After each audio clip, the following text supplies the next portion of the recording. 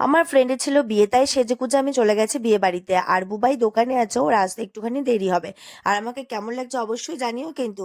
আর এখানে ব্রাইড দেখো সবাইকে ফটো তোলার জন্য ডাকছিল, আর আমি একটু বন্ধুদেরকে নিয়ে একটুখানি ঢং করছিলাম, ভিডিও করছিলাম। যাই হোক, তারপরে চলে গেছিলাম স্টলে।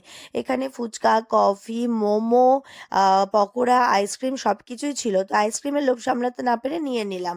তারপরে এখানে বর চলে এসেছিল, আর বুবাইও ততক্ষণে চলে এসেছিল।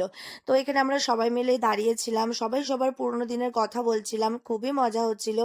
আর এখানে দেখো আমাদের আরেকটা ফ্রেন্ডের বিয়ে হয়ে যাচ্ছে, তো আশার বিয়ে। তারপরে এখন আশাকে নিয়ে যাওয়ার পালা। তো আর এখানে ফটোশ্যুট চলছিল, আর আমার পুরো ব্লগটা কিন্তু অবশ্যই ফলো করবে, ওখানে আরো ইন্টারেস্টিং জিনিস রয়েছে।